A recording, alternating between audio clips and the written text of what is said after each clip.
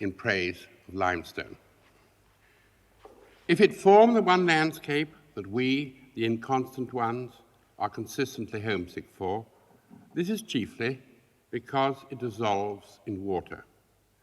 Mark these rounded slopes with their surface fragrance of time, and beneath the secret system of caves and conduits, here the springs that spurt out everywhere with a chuckle, each filling a private pool for its fish and carving its own little ravine, where cliffs entertain the butterfly and the lizard.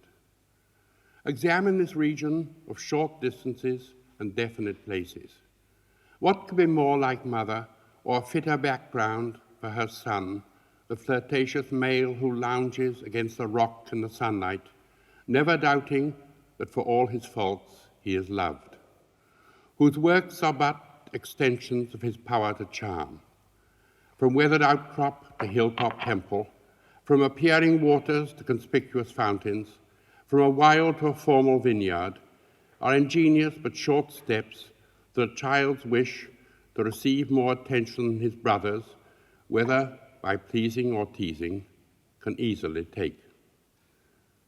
Watch then the band of rivals as they climb up and down their steep stone gennels in twos and threes, at times arm in arm, but never, thank God, in step, or engaged on the shady side of a square at midday in voluble discourse, knowing each other too well to think there are any important secrets, unable to conceive a God whose temper tantrums are moral, and not to be pacified by a clever line or a good lay. For accustomed to a stone that responds, they have never had to veil their faces in awe of a crater whose blazing furies could not be fixed, adjusted to the local needs of valleys where everything can be touched or reached by walking. Their eyes have never looked into infinite space through the lattice work of a nomad's comb. Born lucky, their legs have never encountered the fungi and insects of the jungle, the monstrous forms and lives with which we have nothing, we like to hope, in common. So, when one of them goes to the bad, the way his mind works remains comprehensible. To become a pimp, or deal in fake jewelry, or ruin a fine tenor voice for effects that bring down the house, could happen to all but the best and the worst of us. That is why, I suppose, the best and worst never stayed here long, but sought immoderate soils where the beauty was not so external, the light less public, and the meaning of life something more than a mad camp.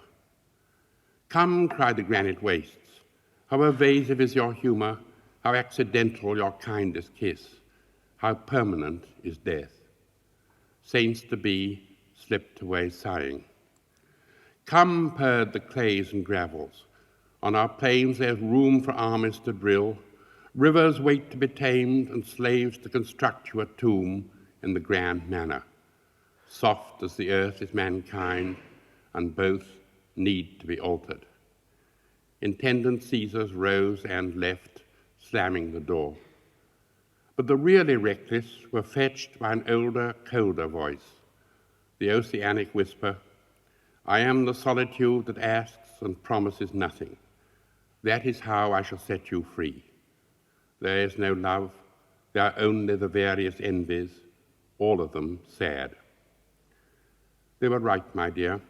All those voices were right and still are. This land is not the sweet home that it looks, nor its peace the historical calm of a site where something was settled once and for all. A backward and dilapidated province connected to the big busy world by a tunnel with a certain seedy appeal. Is that all it is now? Not quite. It has a worldly duty which, in spite of itself, it does not neglect, but calls into question all the great powers assume. It disturbs our rights.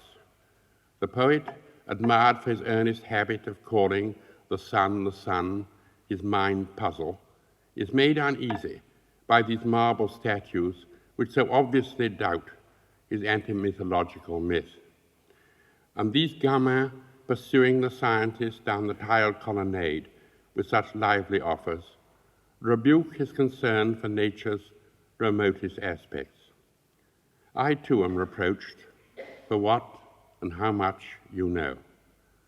Not to lose time, not to get caught, not to be left behind, not pleased to resemble the beasts who repeat themselves, or a thing like water or stone whose conduct can be predicted. These are our common prayer, whose greatest comfort is music, which can be made anywhere, is invisible, and does not smell. Insofar as we have to look forward to death as a fact, no doubt we are right. But if sins can be forgiven, if bodies rise from the dead, these modifications of matter into innocent athletes and gesticulating fountains, made solely for pleasure, make a further point. The blessed will not care what angle they are regarded from, having nothing to hide. Dear, I know nothing of either, but when I try to imagine a faultless love or the life to come, what I hear is the murmur of underground streams. What I see is a limestone landscape.